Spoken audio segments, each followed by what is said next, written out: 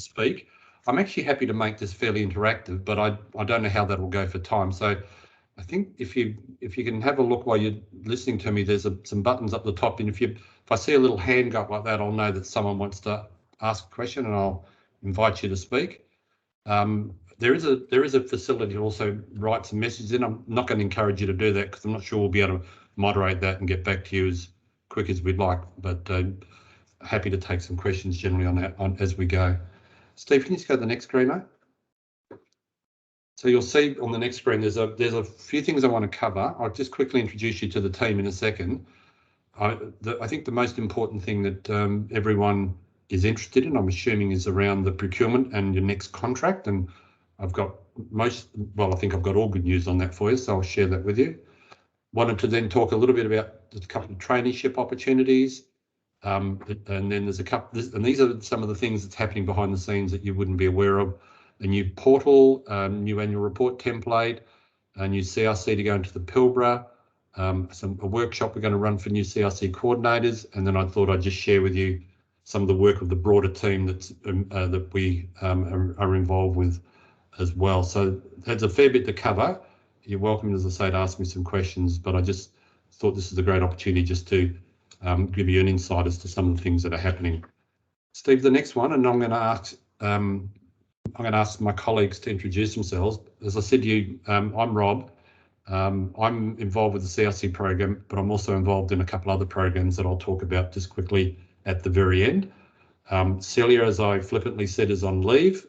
Celia manages day-to-day the program, and most of you would either know her or have had contact with her.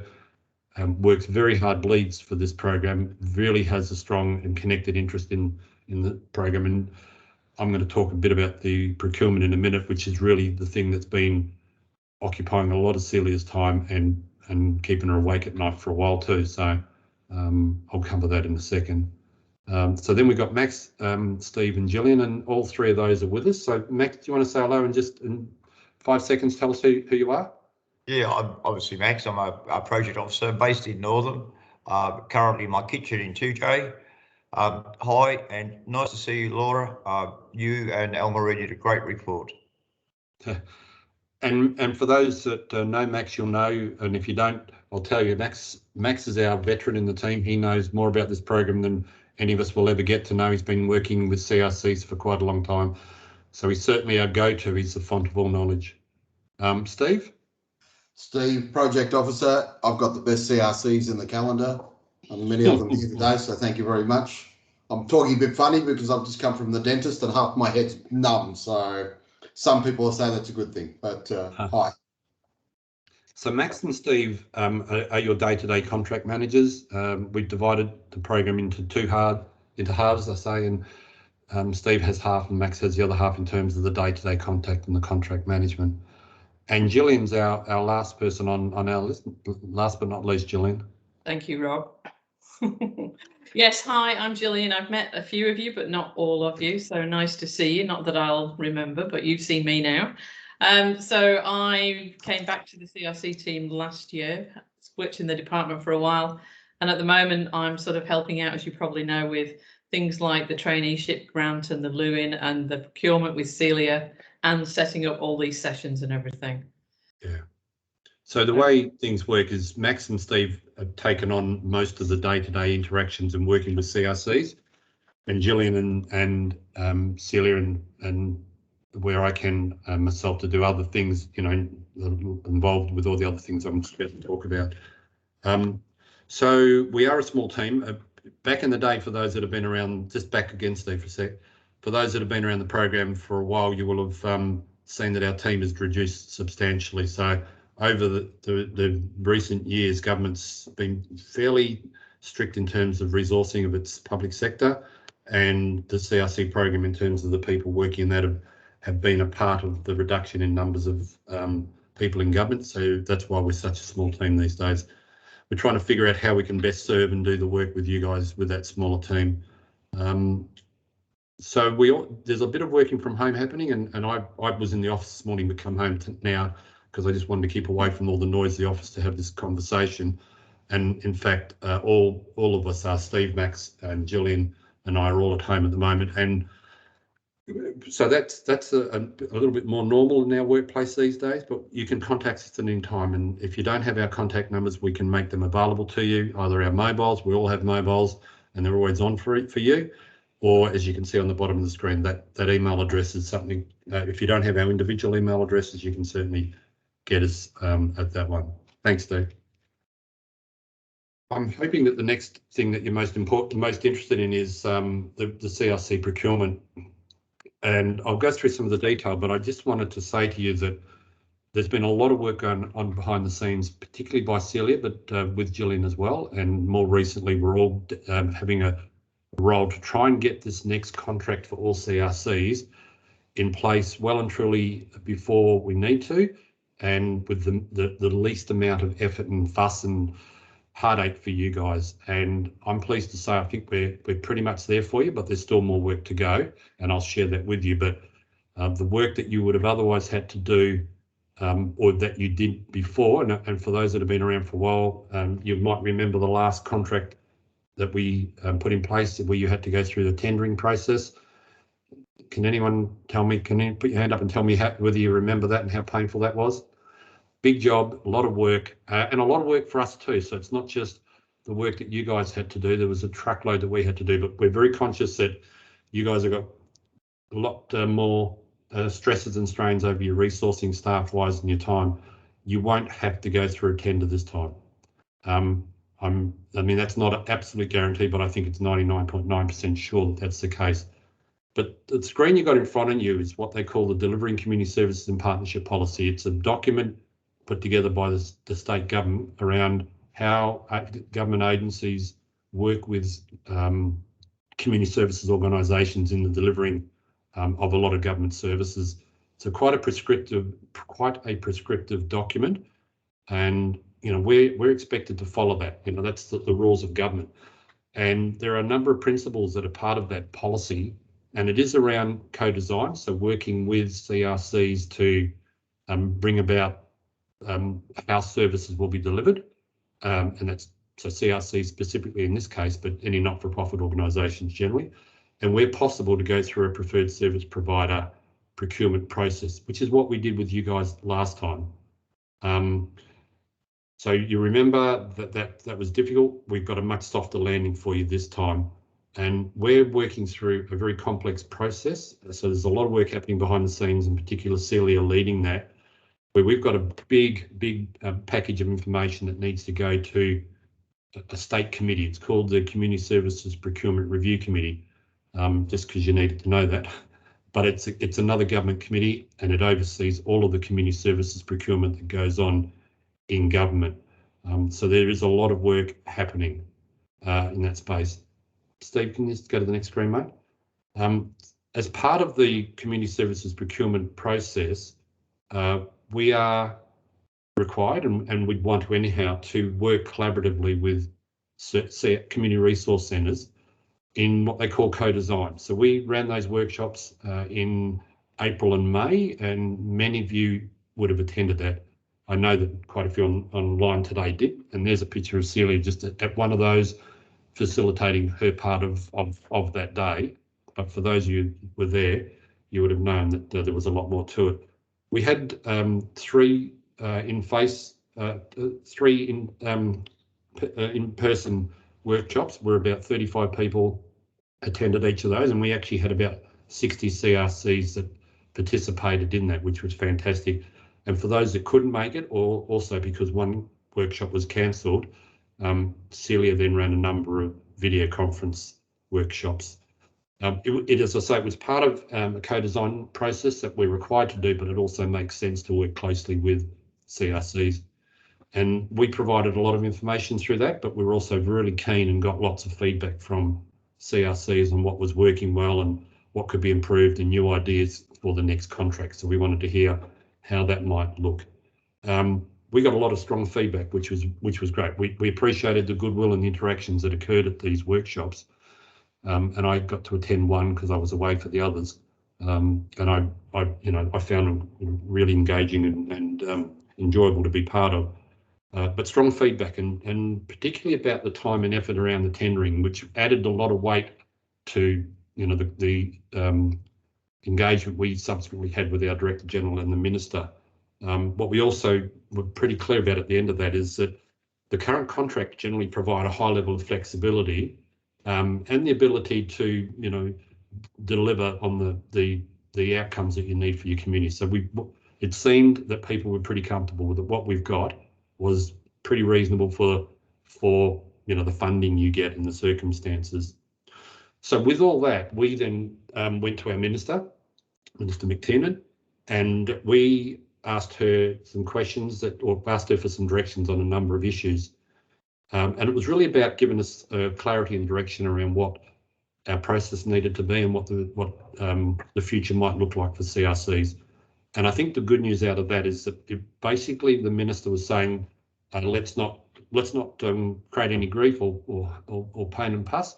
Let's not do anything that's over the top. She confirmed that you know, all CRCs would remain in their current locations, no changes, except an extra one in the Pilbara we'll come to.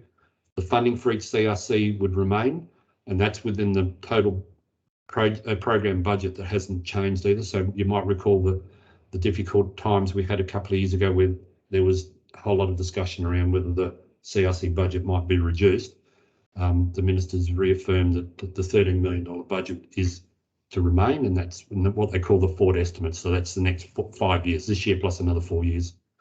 And that the deliverables that you're currently providing in the program pretty much were fine. So, you know, your service level outcomes and your community level outcomes, then no change to that. So with that in mind, that means that we don't need to try and reinvent the wheel. Once the Minister confirmed that, it became clear to us that we don't need to go through the extensive, painful process that you guys went through before. So we then approached our Director General and got him to sign off on the procurement process that will make it easier. And that's essentially that we extend your current contract for another 5 years. 5 years. So we're not even talking about a new, we're not talking about a tendering process. We're not talking about any long, complicated procurement process. For you, it's pretty simple. For us, there's still a lot more work to do, but you don't need to worry about that. What we will end up with, all things equal, and I'm 99.9% sure that'll be the case, is that you'll end up with just an extension of your current contract for another five years from the end of 2020. So at the end of this financial year, it'll go from 21-22 right through to 27. So that gives you another 5.5 years of guarantee. I hope you're happy with that, because that's actually quite a significant outcome, I think, for everyone. What I want to just now go on and just tell you about the work that is happening behind the scenes, a little bit that you're engaged with, because we've asked you to do some things, but what else is happening behind the scenes. So is anyone sad about that outcome? No, I hope not. Everyone happy? Yeah, good stuff, guys. It all sounds pretty easy in terms of me just telling you that, but again, I refer to Celia particularly, but the rest of the team generally, we've all sort of had some restless nights trying to figure out how we're going to get this process done with the least amount of pain and pus, and we were pretty chuffed when we got those over the line just recently. So good news all round. You're pretty sure for the next 5.5 years, and I think you're pretty right after that, I hope. Steve, next slide, mate. Thanks. So there's a couple of things. So there's a few major things that we need to do as part of this process to get the final sign-off. So we've got Minister's endorsement, we've got our Director General sign-off as what we call the accountable authority.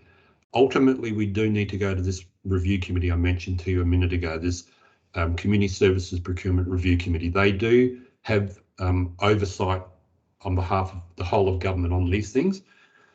We're expecting that to be a pretty straightforward process. We've had conversations with their office, but it's not over till it's over, but either way, we're pretty confident. So there's a couple of things that you've got emails on recently. This is where Gillian has been very active with Celia. And again, it's a very integral part of this procurement process. So whilst we did the co-design with you in April and May, that was important. Stakeholder feedback, customer feedback is actually another critical part of this process. Government wants to know that what the community, what your customers, what your stakeholders are saying about community resource centres as part of the bigger picture. So you've been asked to do two things, and the first one I've got up on the screen, which is the stakeholder engagement. So that's where you got an email, probably from Gillian. It might have been Silly, but I'm pretty sure it was Gillian, where you were asked to provide us with your stakeholders. I think you've already done that, and the intent was that was for you to tell us people that you engage with regularly, so that we can ask them questions. And an organisation called Painted Dog, go figure, I don't even know how that's even a name, but it's the name of the organisation, is doing this survey for us. So they're now following up directly with the stakeholders that you provide us. So hopefully you've got stakeholders that you've told us about that love you and are going to say good things about you. I'm sure that's what you've done, and that'll go into the package of feedback that goes into this process that we're having in terms of the package material we're going to provide to this review committee. So that's the first step, the stakeholder engagement. So Steve, the next one, which is the customer survey. Next, great, thanks. So the customer survey is, so we talked about your stakeholders. These are the people that you do business with on a day-to-day basis. So your stakeholders could have been your shire, could have been your local chambers or whatever it might have been. These are your customers, and we're just keen for them to tell us a bit of a story about you as well. And again, you can encourage whatever customers you want to complete this for you, and hopefully they'll tell you good things as well. We want them to do an electronic response. It's just too complex and would have cost us a lot more money when we probably didn't need to go that level of detail for them to provide hard copies to you to get them to fill out. So help them out to the extent you can, please. Help us to get this over the line. This is a critical part of the work that we are doing to satisfy this review committee, so that we can land this as softly as we can for you. We want as many customers as possible to complete it. And this will be used not only for our community review that's occurring with the Department of Finance, but it also helps us, I think, in the longer term with just stakeholders in government and otherwise that influence ministers and governments in the long term. So your customers giving us feedback, your stakeholders giving us feedback, we can use that in later forums to promote and demonstrate the good work that CRCs do around the state. So it is important work. If it's taken up a bit of your time, I apologise, but the alternative is something much more complex, like a tender that you don't want us to do. So help us to the extent you can, and we'd be very grateful. Next one, Steve. And this next one is mostly the work that Steve and Max is doing behind the scenes. And this is actually the outcome of the reporting you've done for us. So whilst reporting to us has probably been painful over time, and no one likes to fill out forms and send in stuff to government, but you all get $100,000 or more dollars a year from us. We've got to account for that. It feels sometimes for you, I'm sure, that you wonder where all that goes. What's happening right now is Max and Steve are busily beavering away behind the scenes doing a review of every CRC. So the 100-odd CRCs that we've got they've got a complex document they've got to complete, and that again has got to be provided to this review committee, which basically talks about the performance of the CRC over the term of the last contract, and it is a critical part of it. So all those things that you provided us in the past is now being inputted into this document, and that's what the Max and Steve are using to demonstrate your value. Yeah. It's an important part of this process, and the Community Services Procurement Review Committee will look at that in detail. They will forensically look at that to make sure that everything's okay. We're pretty confident with what we can put in there, and that's why I keep encouraging CRCs to be on time and be as accurate as you can with the information you provide in your report, because this is now the crunch time for that information. So that's going to keep these guys busy for another few weeks, and we need to wrap this up pretty quickly. So that's the broad brush picture of the procurement process we're going through. So you can see there's a number of steps we're doing. It's occupying a lot of our time and effort. It's hopefully not going to have the impact on you in terms of time and effort. We hope to have this done by the end of this calendar year. Your contracts expire at the end of the financial year, 30th of June next year. We are compelled under the policy to land this by the end of March. So you've got 3 months before that contract expires. If we are successful in terms of what we're trying to achieve and the work we've got on our plate, and if we can get it through the Community Services Procurement Review Committee in the way that we expect it will be, we're hopeful it'll be done by the end of this calendar year. So come January, February, all over, happy days, and you're back into getting on with what you do best and not having to worry about all the crappy tendering stuff that we put you through before. So fingers crossed for that. Please, when we ask you to help us with these things, understand that we're doing it because it's the greater good that we're trying to achieve, and it's not because we've got nothing better to do. So I'm happy to take any questions on that quickly if anyone's got any, or I'm happy to move on. Okay, I'm moving on. Rob, Stephen? Rob, could I just say, Yeah. I'm not going to name any names, but there are a couple of CRCs that we don't have a stakeholder list from at all. And if that is you, please get in touch with me. We still have the opportunity to send them in late to Painted Dog, because if we don't have them, as Rob said, that doesn't bode well for your contract extension. And it, you know, we will still try and push it through, but we need this information to give to the review board. Yep. Thanks, Gillian. Yeah.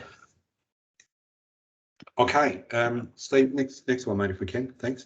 So one of the things Celia and Gillian are also working on is what does reporting look like? What does reporting look like for our next contract? So whatever you think of the reporting that's been in place for the current contract, it is resulting in the work that Steve and Max are busily doing now to provide to the Procurement Review Committee. We're now keen to sort of reflect on that and see what works best, what's meaningful for us, what's useful for you, what causes the least amount of pain and fuss as well.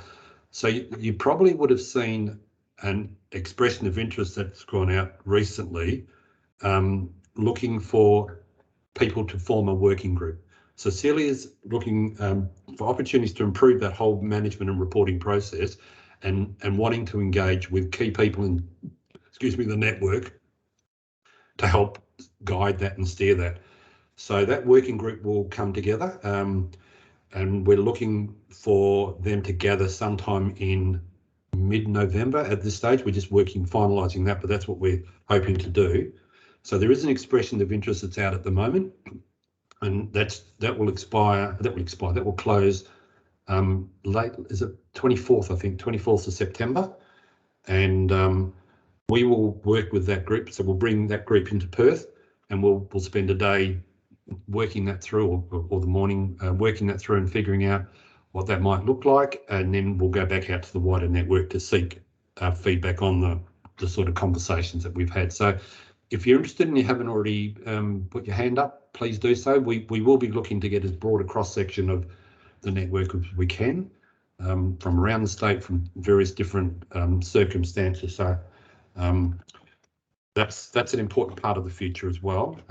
It's not what needs to necessarily go to the Community Services Procurement Review Committee, but it is something that we need to land. So again, that we get something that's meaningful and practical for you guys, and also helps us achieve this, the next time we need to do one of these as well. So that's the working group. Yeah, mid-November is when we're looking to do it. Okay, thanks, Steve. So I'm just moving now on from the procurement. I hope I've given you enough to give you a sense of where that's at, and hopefully, more importantly, I've given you a comfort that the world's not going to come to an end for you, and you're not going to be stressing out over Christmas how you're going to fill out these bloody government forms. Okay, so no working over Christmas for us, and hopefully wipe the sweat off your brow in terms of what the future looks like. A couple of things then. The regional traineeship program. There's a couple of grants that I want to talk about, but the main one is this regional traineeship program. It closes tomorrow. I don't know whether people are waiting for the last minute to put their applications in, but having a look at the inbox this afternoon, I'm underwhelmed by the number of applications. So it's probably going to be too late for everyone else in the workshops, that I'm going to also hold on Tuesday. But if you're going to put your application, you need to do it soon. It's been out for 6 weeks. It closes tomorrow. It's $37,000 this year, so it was 35. The minister's increased it to 37. Gillian did a lot of work behind the scenes to try and get an application form that was a bit more interactive and streamlined with digital signatures and all that. So hopefully that was useful for people. It is a competitive process, so even if we are undersubscribed, you know, it's not a guarantee that people get a grant. It could be that we are not overwhelmed, that we will be pleasantly surprised by close of business and we get a full subscription. Pretty much in the past, we've always been oversubscribed. We're currently, you know, at low numbers compared to what we thought. So it's really important that, you know, people get it in on time, because if you don't, you miss out. We will also, just so you're aware, be looking to do an evaluation of the program. What we promised our minister is that once we've landed this and we've issued the grants, it's all been approved and issued, we're going to do a review of the regional traineeship program. So I'm really happy for you guys to think about what's working well and what's not working well in this program. It's a little different from what it was a few years ago. So when Minister McTiernan came into office, she had some views about this and made some changes. And we'll give us some feedback on that once we've done a review, which we plan to do early next year. So you're welcome to get your little thinking hats on, and once we start that review, you'll certainly be engaged and asked to contribute any thoughts or suggestions, reflective and going forward. The other thing which is really important to us is with your traineeship grants, many of you have already got trainees in your CRCs, and I can see, you know, with our York CRC trainee is there. There's a big wave.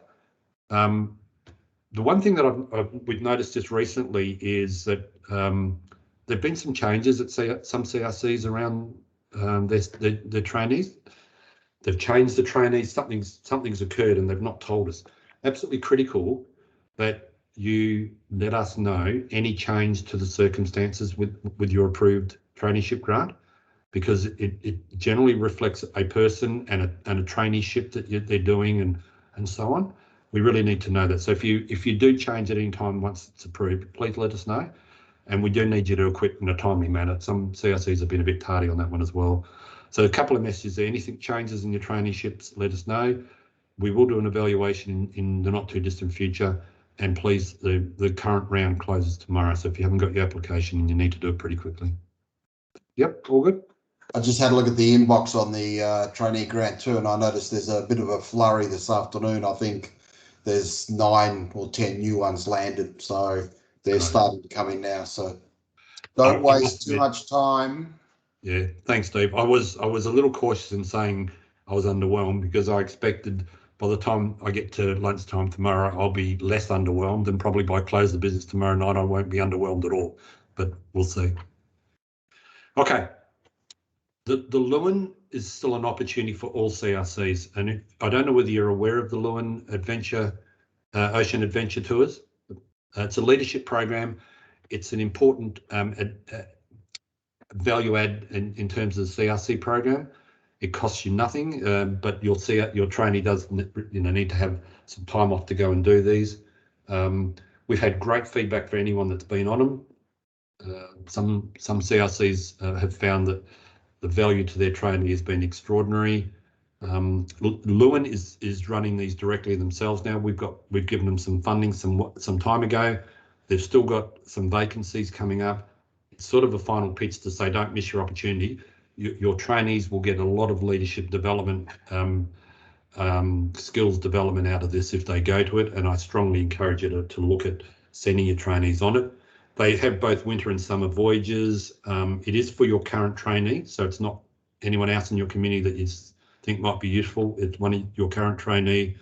They've got 4-day and 7-day adventure trips, and they're also they're going to develop a little video just to share the experience with everybody, so that it'll showcase some of the successful voyages. But I really encourage you to have a look at it. Speak to Gillian if you want any more information. Can I Please, interrupt, Rob? Would you mind if I just added something? Yeah, please. I met with Lewin yesterday to see how it was going and planning for the next year's voyages. And he assures me that because we've updated the grant to now have 3 and 4 day leadership voyages available for people, because there was some feedback that people couldn't be away for 7 days, it was too long. So now we have the option to do the 7-day leadership voyage, or in January, they are in particular putting together 3-day ones. So it's a weekend with 1 work day. And he said they've focused on January as well, because then that's a lot of people are closed and it's school holidays, and CRCs may feel more comfortable and able to let the trainee go possibly in January. So just a reminder that the voyages are open to everybody. You can go on any voyage if you look on the page, but you know, you've got to get in fairly quick if you think you might want to do it, because these things in summer, of course, are very popular. Absolutely. Okay, thanks for that, Gillian. Let's go to the next one, Steve. Gillian will probably add more value to this one as well, but it's actually some work that's taken a fair bit of time, and it's all happening behind the scenes without a lot of involvement of too many people, and we've had to work with central government, so the Department of Premier and Cabinet to develop this. With our resourcing, we're not able to do as much as we used to do in the past, and we used to, you know, support websites and the like. We just can't do that anymore. So we're still looking at a facility that enables CRCs to interact with us, seek and gather information in a better way, and also to, you know, communicate to each other, CRCs. It is through a forum, and I know you have your teleweb, but and that's all fine. But there's an opportunity for this to occur on this portal as well. So it will also help us with our communication. Instead of sending out WACRA updates, we'll communicate to you through this portal. And the most important thing is we won't be moderating or monitoring it. So whatever occurs on it, you guys can do it in your own way, but it will be a central point for information. Everyone will have their own logins, so your board members, your managers, your coordinators, any staff members you want will have their own logins. Once we get this up, and I'll pass to Jill in a minute to just add to it, it'll be the sort of thing that you'd open up in the morning and just keep it open, you know, on the side of your screen and check on it from time to time. But hopefully it'll become a valuable tool for us to be able to communicate with you guys, and for us to provide a library of information and resourcing. Julian, do you want to add to that? Yeah, I hope you're all excited as we are at even the thought of it. So we, as Rob said, had to get lots of approvals to be able to do this, because as you may know, the government has gone to one website for digital inclusion for Western Australia, and we will no longer be having department sites. So crc.net.au, we've had lots of problems, as you're all aware, and they didn't really know what to do with it. So we've eventually been allowed to create this portal. So it is going to be great. We don't want to launch it when it's not going to be right. So we want to make sure that we're getting it to at least be able to do all those things Rob has said. And it will evolve as we do it. But it's a bit like, yeah, if you have it open in the back, a bit like Teams. I don't know if you use that, but you'll get notifications. Instead of getting WACRA updates, all the information will be in there. It will have documents, whatever you need. And we are hopeful that we'll get it launched by the end of this calendar year. So keep looking, and we'll find out what's going to happen. So hopefully maybe in mid-November, when we do the workshop, working groups, we'll be able to have something then. Thanks, Gillian. Again, I'm happy to take questions. Moving to the next one, Steve. This is another piece of work. You should have already received an email or an advice from us about this one. Gillian again has sort of taken a lead on putting together a template for annual reporting. We think this is a real opportunity for CRCs to use a document that can be consistent for the network, but also provide a crisper and modern looking, more professionally designed template for CRCs to use that can showcase, you know, your achievements, meet our reporting requirements here, and that you can choose to use in any way you want after that. For example, if you're putting business cases or grant applications together, there's probably nothing better than putting something like this as an attachment to that to really demonstrate what your CRC does. I guess the important thing to highlight is this is not a compulsory thing. We haven't designed this as a you must use. So your call as to whether you use it, but we hope that you will see the benefit in it. And, you know, one of the things we're hoping out of it is it does provide that network consistency in terms of how you can present, you know, what good work you do consistent with all the other CRCs around the state as well. So have a look at it. Happy for you to talk to us about this if you want to. But I think it provides, you know, a framework and a structure template for you to actually hopefully simply just put in information without having to design anything that you can use at your AGMs and in every other way that you can see fit to promote your CRC, and we can use that to promote the network as well. So again, it's your choice to use it or not. It's nothing we can or choose to impose on you. Hopefully you've already received an email around that. Talk to us if you are unclear about how to use it or if there's any challenges you have with it, but I'd strongly encourage you to use it so that you've got yourself a really professional document. Some of you already got some great stuff already, many others don't. It's a very loose, you know, not so good looking way that you do your reporting in some case, but this is an opportunity for you. Okay, thanks, Steve. I don't know whether you're aware or not, there is an expression of interest out at the moment to establish a new CRC in the Pilbara. The Minister has had several approaches actually to her in recent times to establish a new CRC in the Pilbara. So she's asked us to go through a process to seek expression of interest to establish one. Steve's been taking a fair bit of the lead on this. And, you know, because if you look at the footprint of CRCs on our map, you'll see the Gascoyne and the Pilbara are very light on. There's a lot of CRCs in a lot of other locations, but the Pilbara is particularly light on. So that's going to close. Steve, what date's that close, mate? That closes on the 1st of November. Yeah, thanks, mate. There's nothing obviously that you guys need to do other than to know that probably early in the new year there'll be a new member of the Community Resource Network somewhere in the Pilbara. It could be a Tom Price. We got one in Tom Price. Could be Roeburn. It could be Parabadoo. Parabadoo. Yep, that's what I was thinking. So there's a few locations, and Steve did a bit of work earlier in the year going up into the Pilbara and just talking to organisations around their interest in setting up a CRC, and there is a bit of interest. So this could be a tough one because we can only put one in, and I reckon there'll be about four or five communities that'll want one. So it's probably almost going to be, you know, picking your favourite child just about, isn't it? So that'll be a challenge for us. Thanks, Steve. Next one.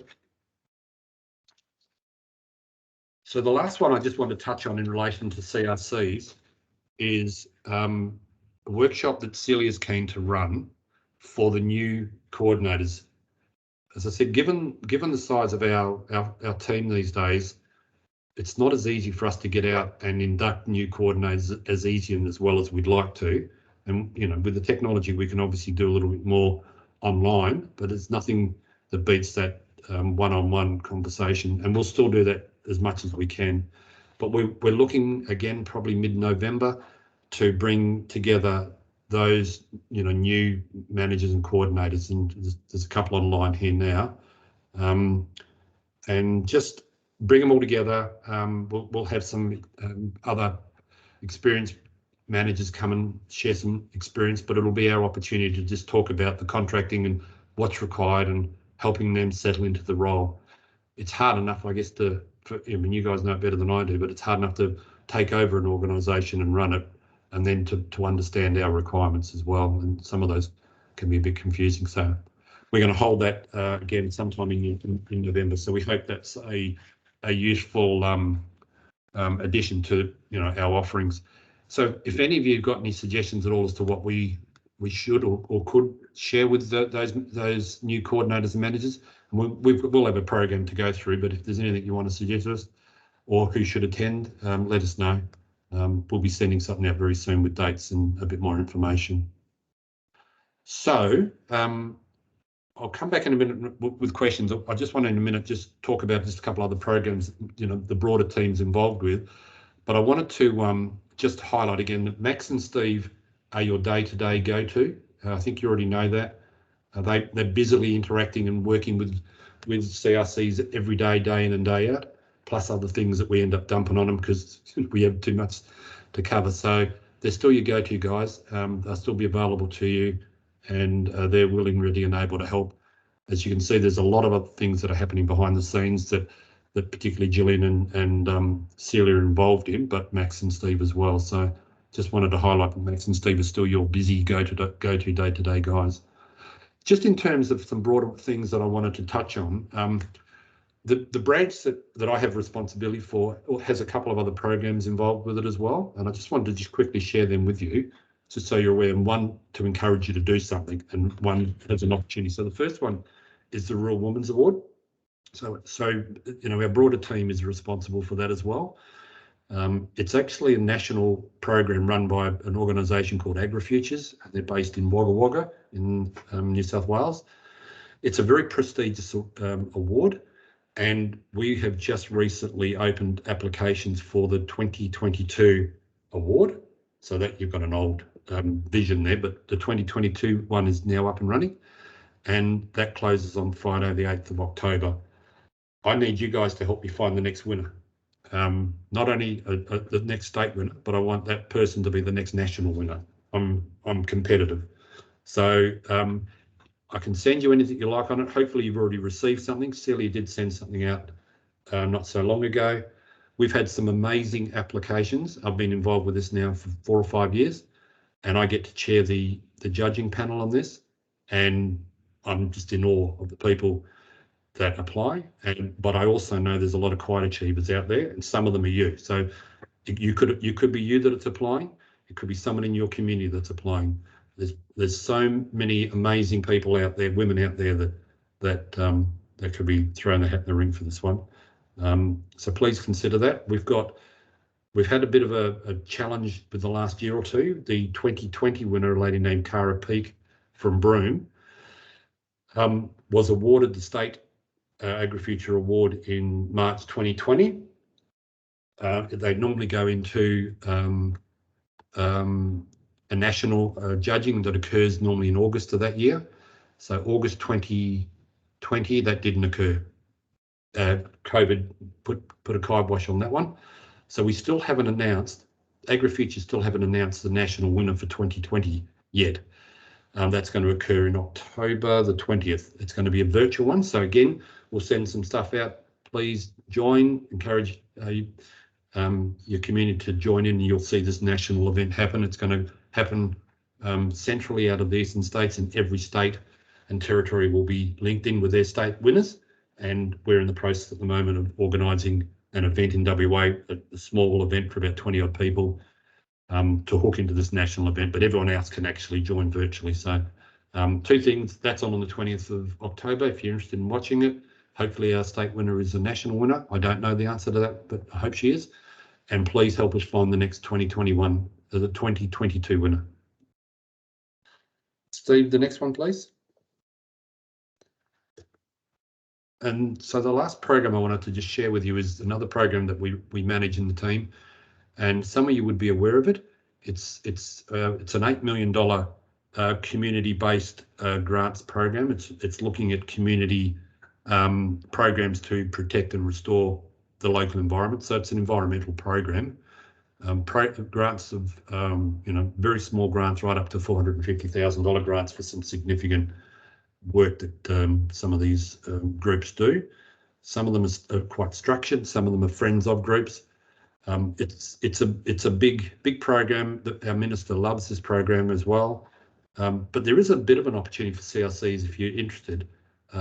Some of the community groups that get grants for this aren't structured, so they're not incorporated. They don't have any formal arrangements, and I have seen in the past some community resource centres that what they call auspice. They become the applicant officially, and they take a percentage as a management fee and allow the clever, environmental people to go out and do their clever business, and community resource centres sort of provide the governance structure around it, if you know what I mean. It's a really wonderful program. And this is what I love about it. The work I do is involved with communities through the community resource centres and all the great work that I don't need to tell you about what you do. And this natural resource management program is actually community based. So it's the community taking the lead on localised actions to improve their environment. So again, if you want to know more, I can let me know and I can pass you on to the folk that do that work there. But you know, there is opportunities for CRCs to be engaged if they want to, but just thought you might be interested in any event. And I'm going to go through a couple of quick other things, just some high level things that I thought I'd share with you. Steve, the next one, if you don't mind, mate. A little bit of telling you how to suck eggs, but stating the bleeding obvious, I think. And it's about your relationship with the government. And when I'm talking about the government, I'm now talking about, you know, the government of, you know, the party that's in power right at the moment. And it's how you have those relationships with government. You've got the current government in place for another 4 years, and with the majority that they achieved in the last election, I don't know, if you're a betting person, you'd be betting they're going to be in power for another 4 after that, and who knows, you know what I mean? A return of a different shade of government is probably a while away. And so for me, it's always about balancing how you deal with those. I mean, you need to have a bit of a leg in all doors, if you know what I mean. Making sure that you work respectfully in an inverted commas supportive way with the current government, but also building relationships with you know, the other sides of government, you know, politics as well. So at some stage, you know, governments change and there's a new government that comes in. So it's my way of saying to you, you know, work all the politics that you can as often as you can. You really need as an organisation to be as apolitical as you can, but understanding that you're still funded by the current government, but you know, there'll be another government that'll have a different flavour in another time. So I think, you know what I'm saying, work with the current government, but build relationships still with, you know, other parties as much as you can. And our minister is, I think, who knows whether she's going to continue in government. She's been around for a while. I would expect that she'll be, you know, in a ministerial role for at least most of this term of government. There's talk that she might retire, and I have no inside knowledge of that at all. But suffice to say that I think we'll have our minister for at least another couple of years. It could be more. So it's just a context to say, make sure you understand as a network, as an individual CRC, how you relate with government, and build relationships that are strong and lasting with you know, right across the board. Yeah. The last one, Steve, is just a little bit about our department. You don't have a slide on that one, no? Rob, just one more thing, if I may, about Minister. Yeah. Just for everybody as well, that I think Celia sent a note in a WACRAN update, but if you have any interaction going on with the Minister in the Minister's office, if you could please let us know, because we get requests for speech notes and information about the area from them at fairly short notice. So any advance notice we can get to work with you on that would be great. Thanks, Julian. That's actually a really good point. Just so, Steve, just flick back to the other slide, mate, if you could. That's a really important point. Understand how government works. If you write to a minister, if you invite a minister to go somewhere, guess where it lands? Right on my desk. So if you write to a minister, we're going to be briefing the minister. We're going to probably give her a draft response. She's her own person, as every minister is their own person. They'll say and do what they want, and that's fair enough, but it lands on us. So unless you've completely got the shits on with us, excuse my language, and you don't want to tell us, that's fine, we get that. But if you're interacting, probably give us a heads up, because it's going to end up on our desk at some stage. If you invite the minister somewhere, let us know, because we can help prepare, you know, be prepared, because we will end up providing things for the minister. That's just how government works, okay? That's a good point. Thanks, John. Sorry, the last point I wanted to make is just about our department. You would already know this. We've been through quite a significant change in the way the public sector's structured in the last 4 years. So what they call a machinery government change. The DPIRD now is an amalgamation of the old regional development department, the old agriculture department, and the old fisheries department. That's just what it is. It's a very complex, big monster now again, and it's still finding its way. There's still lots of challenges we've got with systems and that, because, you know, I often use the analogy of the Brady Bunch. You know, we're a bit like a Brady Bunch at the moment. Mum and Dad have come together. The kids are still figuring some of the stuff out. So there's a little bit of that still happening. That's just how these things work when you bring big organisations together. And the last thing to say to you is that we have moved our office. We were above the train station at William Street in the city. We're now just a few blocks away in a street called Nash Street in the eastern part of the city. That's it for me, folks. I've taken up probably a bit more time than I thought. I just hope that you got some value out of that there's more information that you've got now than what you had before you started. I'm really happy to take any questions or any comments before you get off and do your own thing. Steve, do you want to drop the slide, mate?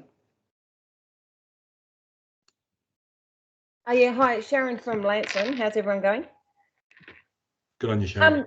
I just wanted to say thank you to DPIRD for everything that you do for us. We're a very, very small CRC. We're actually really tiny.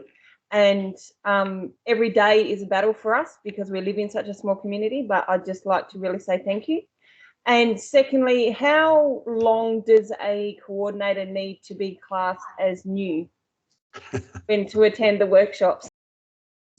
That's a really good question, Sharon. Thank you, and really appreciate your feedback. Thank you. We know we're not doing anywhere near as good a job as we want to do, but we're probably doing as good a job as we can under the circumstances. So thank you for that, and appreciate your understanding. I don't know, Celia might have a different answer to this, but given she's not here, my answer is the right answer. And I would say you're new until you don't feel new.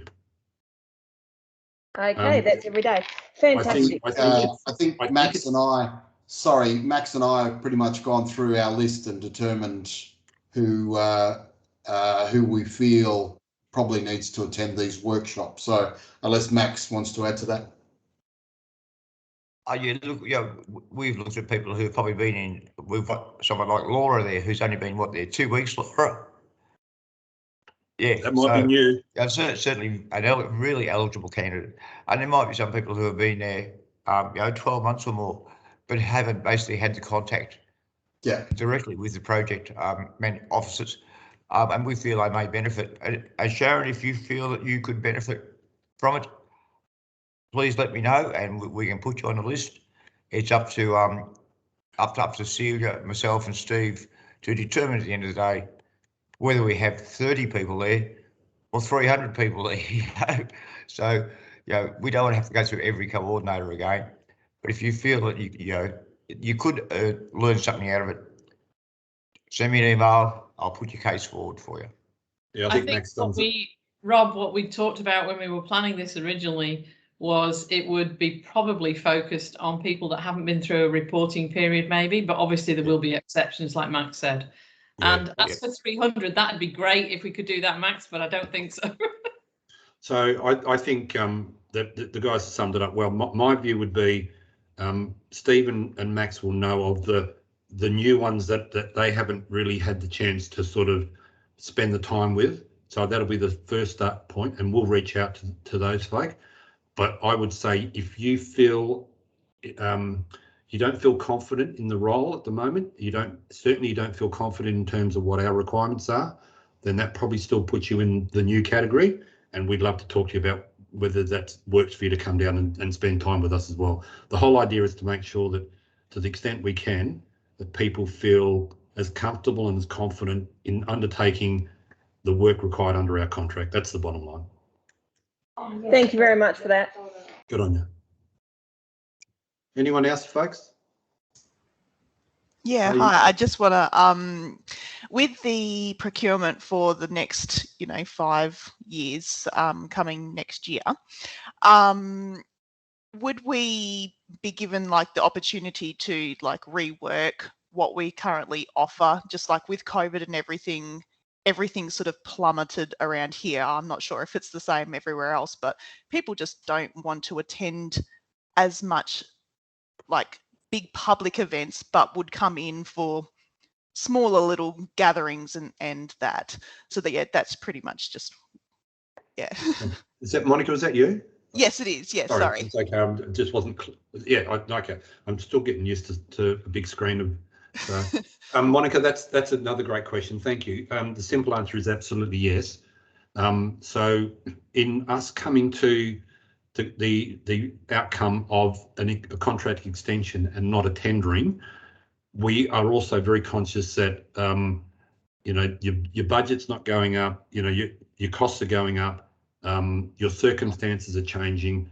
So the step, I suppose, that I didn't mention that's probably critical is that we would be looking to have a conversation with you around your current contract and just seeing if there needs to be any adjustments or variations.